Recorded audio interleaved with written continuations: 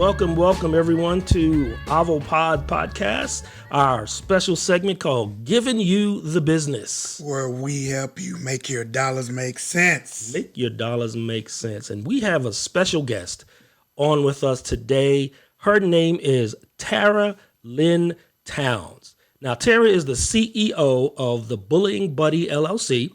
She is an impassioned speaker, author, motivator, inventor, developmental therapist with a master's in family and human development from Arizona State University. She has over 20 years of seasoned experience working with women, children, families as a whole. With a BS in child development and many years of professional life coaching and counseling, Tara is a passionate being. She is passionate about being positive and an example of love and acceptance to all mankind. Tara Lynn Townes, welcome to the show. Thank you. Now, we're going to jump right in because I'm excited. I know a little bit about the Bullying Buddy, having been introduced to you maybe about a year and a half or so ago. And it has been something that has always been just for me, exciting. Tell me a little bit about the Bullying Buddy. What is it? What does it do? And what can it help us with? Thank you guys for having me. First and foremost, I totally appreciate the opportunity to share the Bullying Buddy with you guys. So the Bullying Buddy is a cutting-edge, patent-pending, anti-bullying safety app. I know it's a long title, but anyway. So the Bullying Buddy is patent pending because it has a very special button on the app. The app it records the bullying and the violations in real time, and an alert is sent to admin and the parent immediately so that something can be done in zero time about the bullying and what's taking place with the kids. It also has a tracker on it. So you know exactly where your child is when this is taking place, and so does the school. And so it can be stopped, as you can see the theme of how it's going to help us and what it's going to do, right, and how many lives it's going to save. It also is a very, very, very credible, being that it is, captures video and pictures in real time. So it's credible data that we are collecting through this. The CDC reports an average of 5,000 children per year take their lives between the ages of 7 and 17. Wow. And half of those cases are related to bullying. And I beg to differ because I know that there are so many children, adolescents who do not report because they are afraid to, or they just don't know how to, or they just don't know what to do. The app, this is why I named it Buddy. It's a buddy to the user. So you can report anonymously, or you can expose the bullying. There's also a chat room within the app where the user can communicate with their parent. They can communicate with admin.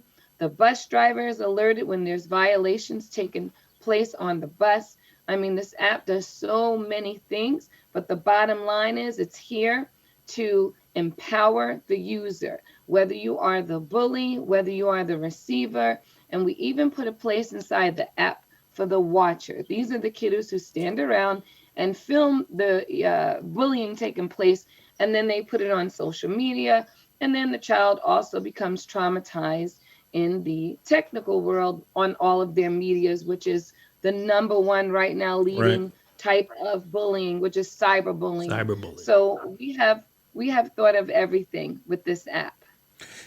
Wow, that's amazing. Because oftentimes when we think of bullying, at least for me, it's almost, you think of it in a comical kind of non-harmful little rascals kind of thing. Like a frat house hazing kind of thing. Right. But the fact that kids are losing their lives from being bullied, I mean, this is an amazing thing that you're doing.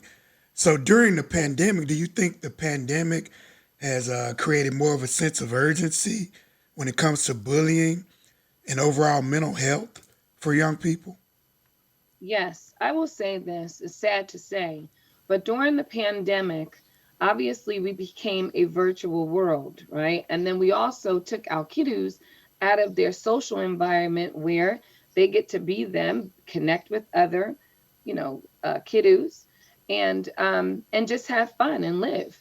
So we had to all be in the home. Everything converted to an online situation. So there are a lot of frustrations within our youth who've had to go through this. Heck, there's a lot of frustrations within the parents. We all of a sudden became Yes. teachers, Right. with the new math that's out there. Right. Um, yeah, that's a different math, by the way. That's a different math.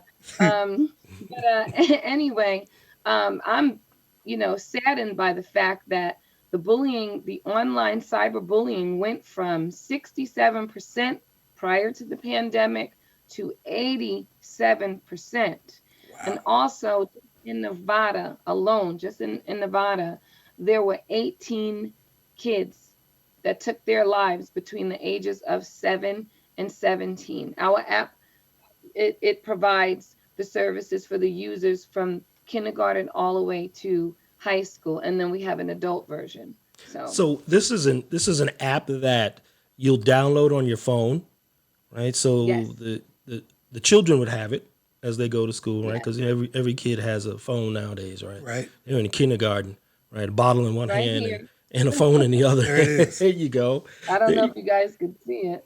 The light is there. It is. It's the bullying buddy right there. This is on Okay. iOS and Android and iOS. okay, great. And so everyone has to have one. You mentioned the bus driver would have the app on their phone, and I guess school officials would have the apps on their phones. Parents would obviously have Yes. the app on their phone, and they would download it. Hmm. And when someone's in a situation, they can hit a button, and people would be notified. Yes, it's called the EBB button, the emergency bullying button, and it is voice activated for Really? people who cannot grab their phone in a matter of time. But it's voice activated, so all you have to say is emergency once you go into the app, and it will instantly take it to recording. And it records obviously audio, and it records visual, and it immediately sends the alert. Now, in the app, there's the teacher, there's the admin, there's the parent, there's the student, and there is the bus driver. And so when the app is in the schools, and this is also, we'll get into that for people who still are homeschooling their kiddos like myself, but their kids go to places that are now open to kids being together. Because remember, now we have all of this suppressed frustration, Hmm. and now we're going out into public again. So there has to be a support system for these kiddos returning to the way that they used to live, which is now going to still be very different. So within the app, everyone is in there. There's a place for everyone. And then you just, once again, when you have to report something, there's an emergency, it also allows, if you're in a dire emergency, like if you're getting jumped in a bathroom or a lot of different things taking place to you and no one's around, you also can voice activate for the police to come right where you are. So this is just, once again, it's cutting edge. There are certain apps that, kind of do a little bit of what we do, but we have compiled them all together and then obviously have taken it to the next level. That's why we're patent pending. Excellent. Excellent. Now, I know you personally, but somebody who doesn't know you would be looking at you right now and saying, this is more than just a business opportunity for you, right? Everyone wants to make an Yes. app, right? It's all about the apps, right? App. Everywhere you go, everyone's got to have an app. But Yeah. this is more than just a business for you. I mean, your background in counseling and so forth lends to this, but this sounds like a passion and a personal experience. What made you develop this app? Well, I'm a mom before all of my many titles, first and foremost. And I have a son who was born with dwarfism. And unfortunately, the world is not, teaching or training our children how to accept and receive someone who is diverse. We don't use the word disability or special needs over here. We use beautifully diverse because I always say this, we are all special and we all have needs. So you know what? Are we all special needs? Right? It's a different ability. So my son was born with dwarfism, which if most people don't know, the clinical terminology is achondroplasia, and it means that he's going to be little. So having been born with that, the students in his school when he was little, thought that he was a preschooler in the first grade. And that's where his bullying journey began. And when I say they were brutal, they were brutal. Even though I love the bully, I love all the babies because they're just that. And we need to step into place and allow them to learn how to accept someone that doesn't look like them. But when my baby came home with missing skin on his chin and his hands from Mm. them stepping on the back of his feet and stealing his lunch money and different things like that, or bullying, not stealing, bullying for his lunch money, holding things above his head purposely. How frustrating when you're little. We take that for granted, but when you're little and you want to be independent like everyone else around you and you're reaching for things and they're holding it purposely above your head. I mean, he just went through a very, very frustrating experience. And so that when he came home with that missing skin, I went up to the school and God has a calling on all of us. I thought my calling was something else, and it was exactly this. And then as I began to go out and do different things in the community, other mothers started connecting with mothers who actually did lose children directly, working with them and supporting them. We started a nonprofit organization called Tiny Be Mighty, and I wrote a book called Tiny But Mighty, and then the app came into play. So it's just been a catapult of different um, things that have come about, but I know that all of them are for the purpose of advocating for this topic and this subject and this epidemic. Right. So go ahead, Mike. So, Terry, you mentioned, did I misunderstand? Did you say there's an adult version of this app as Yes, well? Could you talk yes, about that a little more? yes, absolutely. So we know that, and it's called Stomp. It's behind me, the red boot.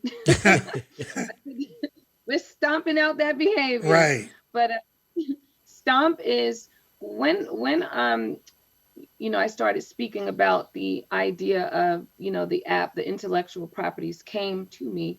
I began to realize that people were reaching out. I wish there was an adult app. And I began to realize that if you don't correct the bully when he's little, guess what? You're going to have a big one, a big Hmm. bully when he's an adult. So Makes I perfect sense. realized that, yes, I realized that there's so many genres of violations in our nation and in the world. And so the Stomp addresses corporate bullying, human trafficking, Wow. racial crimes, domestic violence, and elder abuse. I've had people Wow. reach out. And yeah, we don't want anyone on this planet to be violated anymore, nothing to be done about it. So Right. within Stomp, you have an ESP button. So that's emergency safety button. And it also addresses collegiate date rapes, collegiate violations, things like that. So now, once again, you pick four people plus yourself in the app. So you can have your husband, your wife, your spouse, a coworker, whomever, yourself. And when you're being violated, they will get the alert that something is taking place and they can immediately know your area. I think about our African American men who get pulled over, and I think about how that phone, in my clinical opinion, the phone, pulling out the phone rises the tensions between the two parties, and a lot of people don't have to die because of that.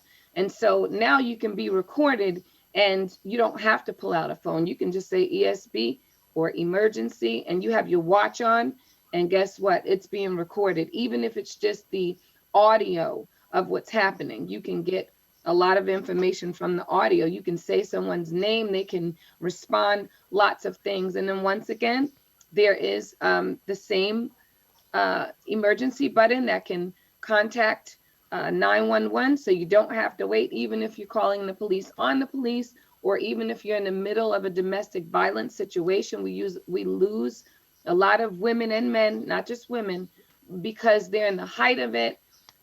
How can they, right? They pick up a phone, you're being violated, but you can have your phone activated, hearing everything. While it's recording everything, it's alerting those people. So they can now come to your home or send a police to your home to stop the violation. So this is here. It's very near and dear to my heart. because it's a mission. It's not really a business, although we are getting such an amazing response. I can't even, I don't even have any words for it, how many people are reaching out, very interested. And we're partnering with a lot of different organizations, people, companies, schools, everything. It's just really, really awesome, and truly blessed to be a part of this, I Mike, feel. this is game changing.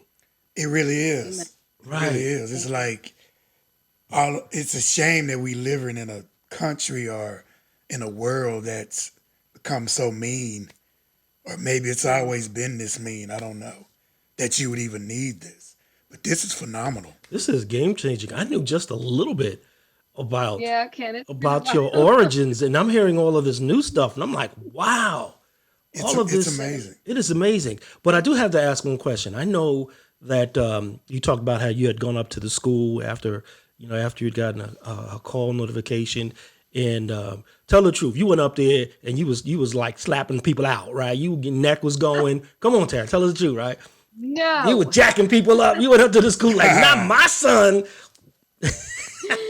no, but I was definitely firm. I Definitely feel that we firm. cannot combat we can't combat, violence or violations with being violent or trying to violate. However, on the ride over, since I'm a believer, strong believer in the Lord, I definitely had to go to him on that ride Amen. over. I'm not gonna, Right. it's the truth. That's how we feel as parents. Like, you don't want your baby to be bullied, but you don't want skin missing. Now that's a Right. little bit Hmm. more, yeah. Right. Then have him not even want to go to school, or not even, for extreme cases, children who don't want to be here anymore because someone Right. else and their kids. Oh my Right. goodness. But yeah, I went over there very, I was very Hmm. strong Hmm. when I went Very over strong. there. Very And firm. Yeah. very strong. You got- And what I loved though about his school was in Irvine, California, and the principal was, "What do you want us to do? How do we do it?" And I said, "You know what? I would love to speak to the class and have him voice his opinion in the class, and let's take it from there." She allowed that to happen. And that is what birthed Corey and I speaking all over, Right. everywhere. But he is a speaker, as you know, Ken, and he Hmm. started speaking at 7. He's now 13. And he just, prior to the pandemic getting very, very serious in South Dakota, he spoke in front of 950 children. So that is a beautiful thing that came out of this, that he used his pain Hmm. and he put his pain into use, and now he's powerful because of Right. his pain and empowered. Now I wish you could have met meet Corey. Yeah. Next time we'll have you back on with me because he is a phenomenal, phenomenal young man. I would love to I meet him. mean, the poise and confidence in telling his story in front of hundreds and hundreds of kids, that is a powerful and impactful event. Well, look at his mom. What do you expect? Wouldn't expect nothing less. That apple didn't fall far. But I mean, if there are schools out there, Yeah. organizations out there that have a problem or think they may have a problem when it comes to bullying, especially during this pandemic, especially during Mental Health Awareness Month, I mean, get in touch with Tara and figure out how to get her and Corey to come speak. Right. I mean, it is so impactful, especially when it's coming from a young person Yes. to other young people, Right. right? Because a lot of times they tune us out, right? Right. Right? They do Yeah. because we don't know half of what they're going through, and we Right. old we old folk. And that's us. I'm not talking about you, Lynn. Tara. That's just us. We old. Right. 'Cause Yes, you guys. you look like you look 35 or something like that. So Yeah. Tara, you say you're in the process of launching the app or both apps. Is it going to be a national launch, or are you starting on the West Coast, or how is that going to work? Yes. There's, because it's airspace, it's technology, so we're launching one time and it's all over. And just to let you guys know too, I got a call from a dean in Johannesburg, and you just learn and grow when you're attached to things that are going to produce shifting, positive societal shifting. And so basically, they're having a bullying issue to where young men who are albino are taking their lives, like a lot, This is like in a South bullying Africa, epidemic, in Johannesburg. Johannesburg, And South so Africa. Mm. basically, they're they're interested in the bullying buddy, and we are going to expand it worldwide. I also had a hospital, a psychiatrist reach out to me from Portugal. And we also have, this is my point, is that it's worldwide, and the stretch is huge, and the app is huge. And once again, we have both. We're treating from the age of 4 all the way up to 100 and plus, or however long people live today. And we're not playing, and we're here to stay, and we're here to save lives. Wow, this is great. This is definitely great. Now, let me ask you, if I can. You mentioned, the high rate of suicide amongst kids that are being bullied. You've worked with some families that have lost children to Yes, bullying, and without obviously, detailing who they are specifically are. right. What would you say to a family that maybe we're not aware of right now that has lost a young one to bullying or even just depression because of what we're going through in the pandemic? Well, I would say to anyone who has lost someone that the process of getting through losing someone is just that, and trusting that process. And I'm a believer, so I'm definitely representing God in this, because that, I'm a mom and I can't imagine. And when I sit with another mom who has, I say, Lord, I need a, a strength that we can't Mm, even imagine, to get through this process to help someone else, and he's given me that.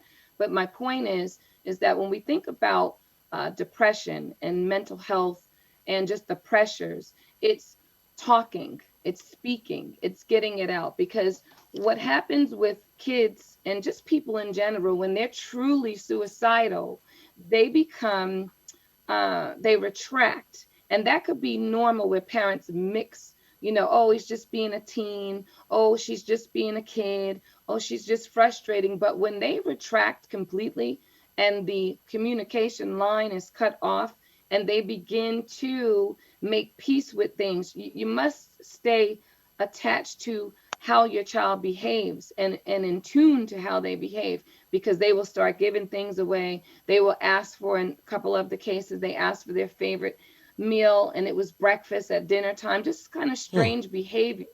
So what I would say to any parent who has lost someone, first and foremost, God bless you, because it's going to be a journey, but be realistic that it is going to be a journey. Don't force yourself with your emotions. Let them come out the way that they will, and they are going to.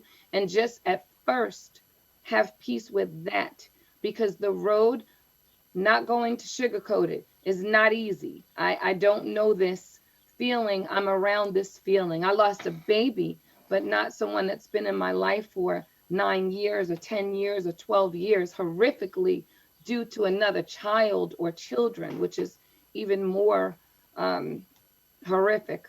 And leaves you, really, it just leaves you behooved, like, how. So right. I would say that to them, knowing it's a process. Also, too, it's easy to shut down when you're depressed. The thing that I encourage people to do, even when I'm working with people who, if it's not bullying, if it's just life in general, is to, once again, not force yourself to face everything all at once. Things, you must spoon feed your emotions so that you can coddle them one by one, so that you can address them one by one, so that they become less and less and less. If you go in like this is making me upset, and it just sounds like that. Even when I'm talking, it's so much stress. So to reduce that is to face things little by little. A question I ask people when I begin to work with them, I say to them, if you had an emergency and I had to apply pressure, which situation would I be applying the pressure to immediately? And Mm, that already calms down the situation, because it makes them choose one first, one thing at a time, one moment at a time, one day at a time. And eventually the things will start to say, okay, we're not going to do this to you mentally because you are taking control now of your emotions versus them taking control of you. Right. Now, speak to now the young person who is feeling these things right now. Either they're being bullied or they're depressed. Speak to them now and say, this is what you should do. Yes. First of all, I want to say I love you and people love you and you need to know that. And you need to know that as a child, things seem so like, oh my God, it's the end of the world because two people are not liking my hair. But it's not the end of your world because of that. And so just speaking to them right now, it just warms my heart. They need to know that they have, that's why I named it the buddy. They need to know that they're not alone in this. The first thing I would say to them, as I'm saying, is I love you and you're not alone. And that's what our parents must do with these kiddos because it's not like it was. You know, my dad says, oh, when he's 81, oh, when I was a kid, we just punched the bully in the nose and he would never bother anyone again. I'm like, right, Dad, but today people come back to school with guns and knives and, you know, you have social media. He's like, whoa, I can't even fathom that. Right. So imagine someone 9 trying to fathom it. Speak up is the next thing. This is what this app does. Speak up. It gives you your own voice in a place where you feel secure, which is in the app. Speak up to your mom. Speak up to admin. Your violations will be reported and people will now see that you're not lying, that you're not exaggerating, that this is really going on. And know that you matter. Know that you matter.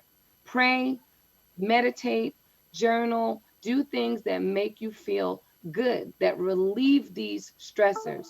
But most importantly, tell your parents, tell someone that really, really loves and cares about you that you're going through this. You're not alone. That's the major message, if I can get anything across, is that. That is some phenomenal advice. And, you know, Ken and I, our kids are adults now, but I wish I would have had this insight when my son was in school.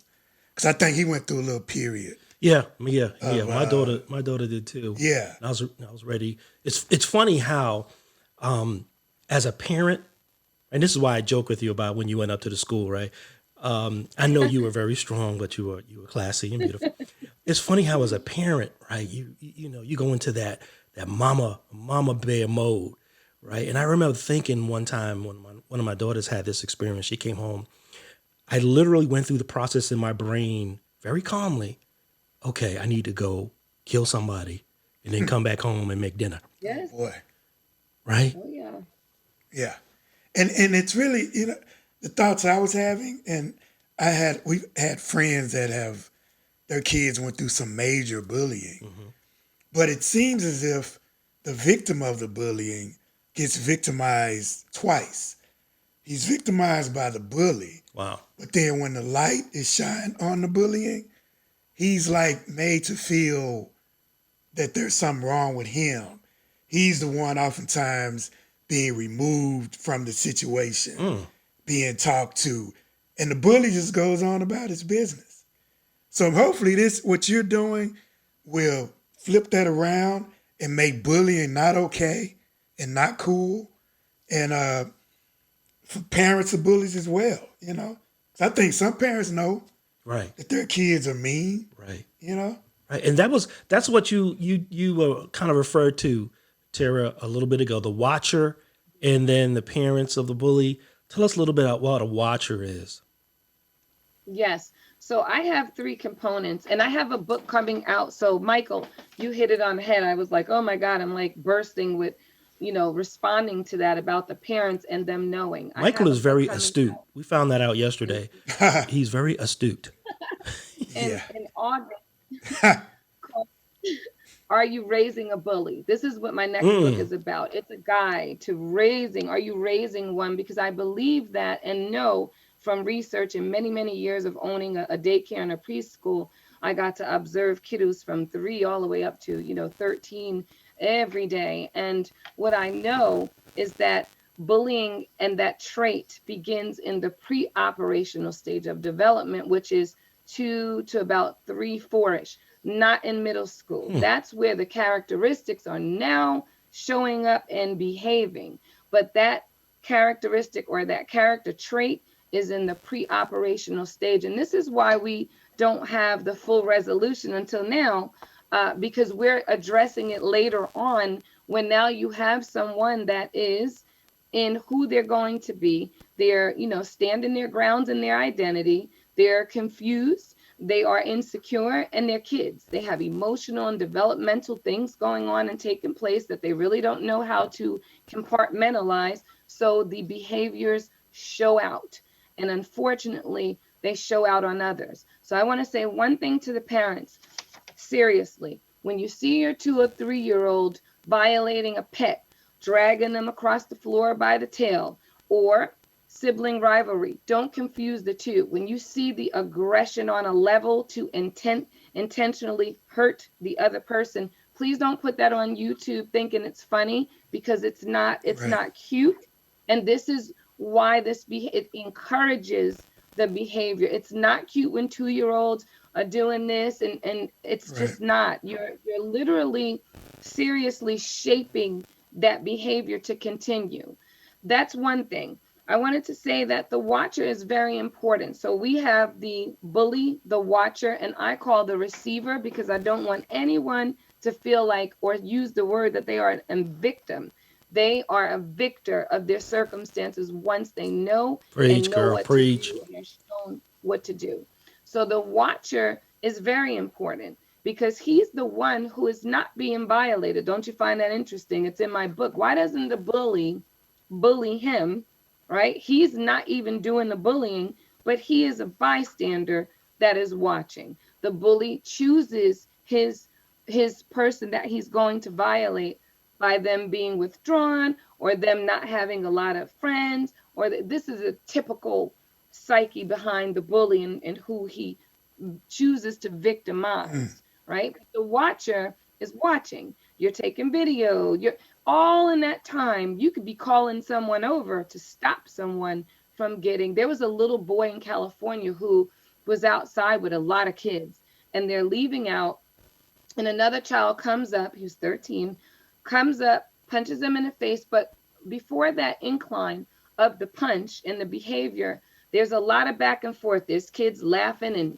and filming. Those are the watchers. And then the boy got punched. He fell down, hit his head on the concrete, and he's no longer with us. He did not have to die. He did not have to die.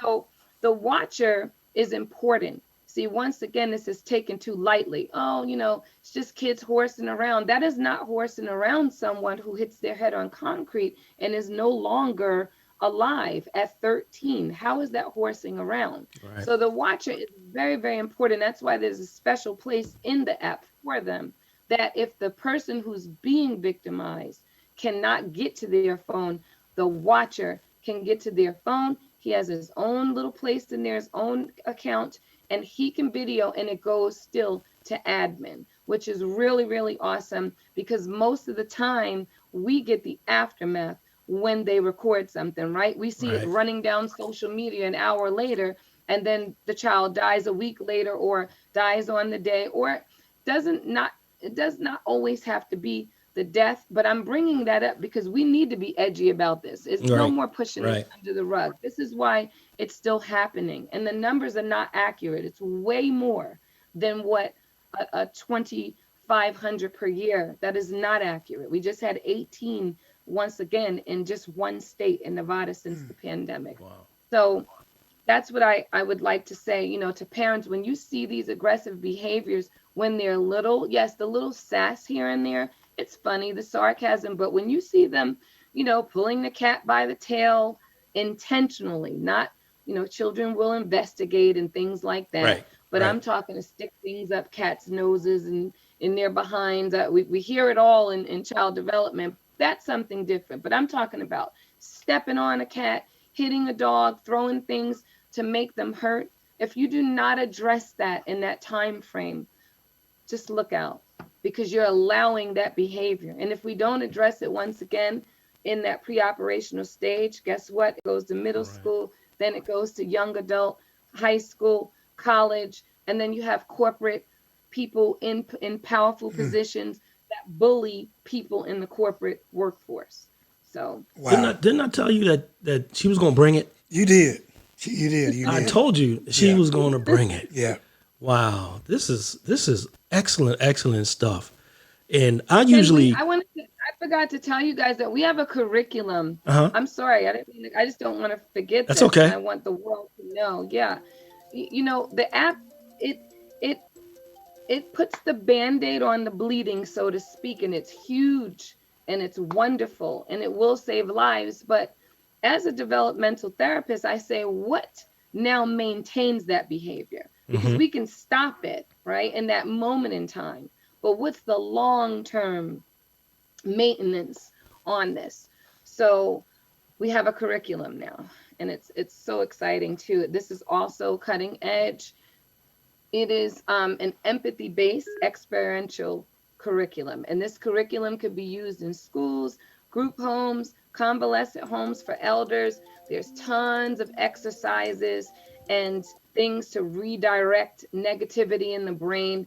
It's cutting edge once again, and it also couples the app. So now we're putting the band-aid, we're stopping the bleeding. Now Hmm. we're healing the wound through the long-term effects of redirecting that behavior. And then we have a healed society, and we can redirect and we can deter the bully because he knows he's going to be put on Front Street, but we can heal him. He's the culprit, but who's raising him? Right. No, nothing against parents. You may have a babysitter introducing him to behaviors, or a sibling, an older sibling, bullying a younger sibling. Remember, we do not come out the womb with hate, and that goes for racial, any hate on the planet. Hate is a learned behavior. You do not come out like Mm. that. So we cannot be mad at him. We need to be mad at the behavior, and we need to fix it. And that's just the bottom line. Wow, I'm ready to call up an offering. Ha. Whoo, you was preaching right there for a minute. Ha. This is some.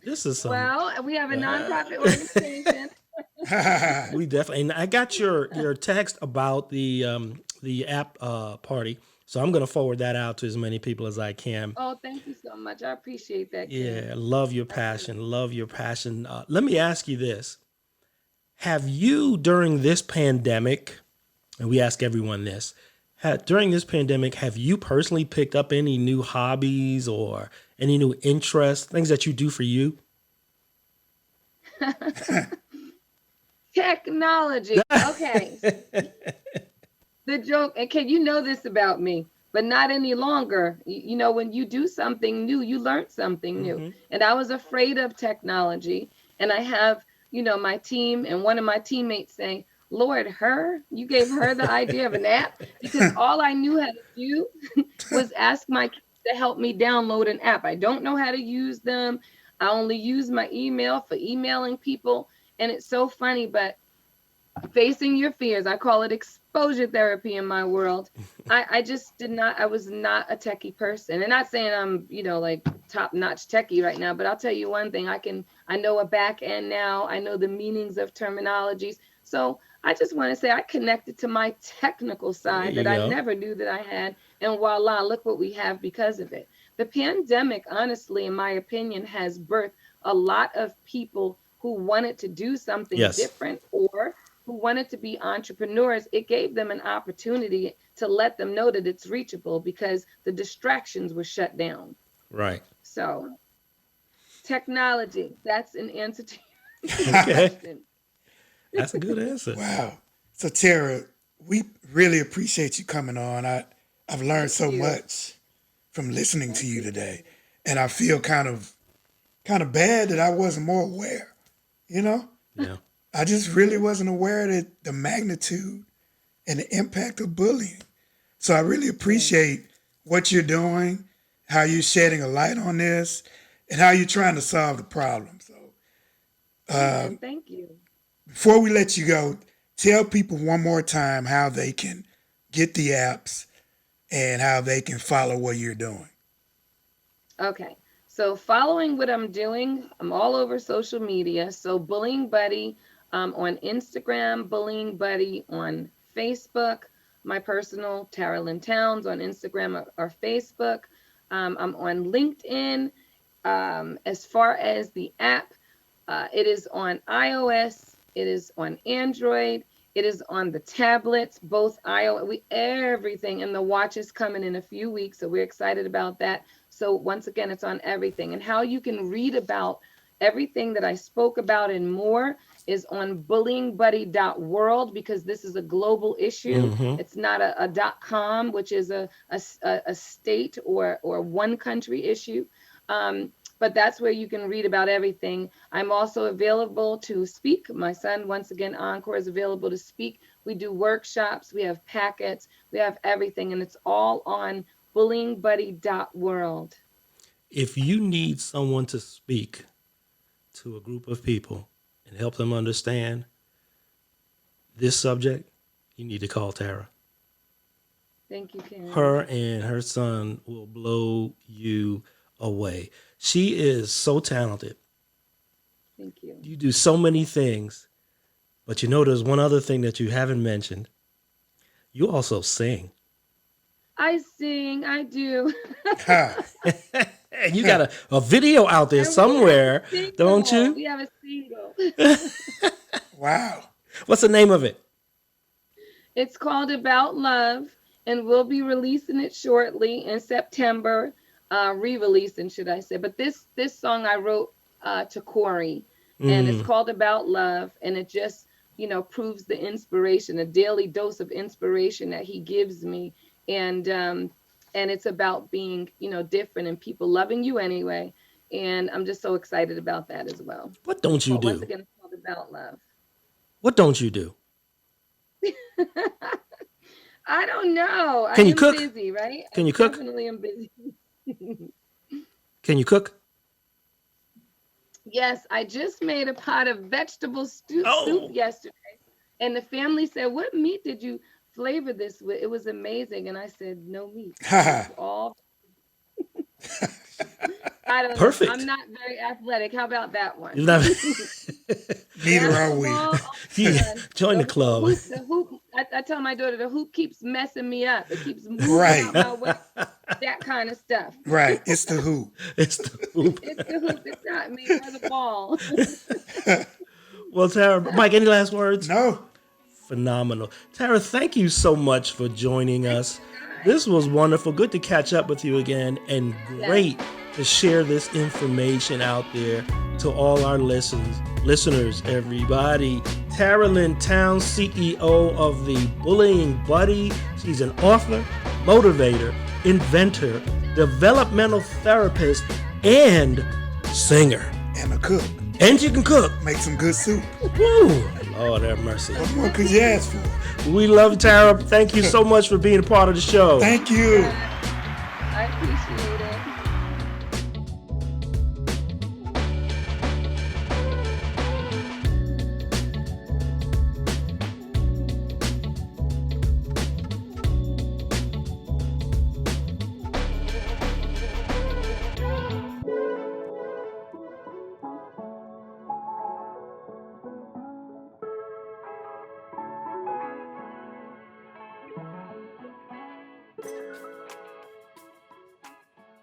Stop high-siding.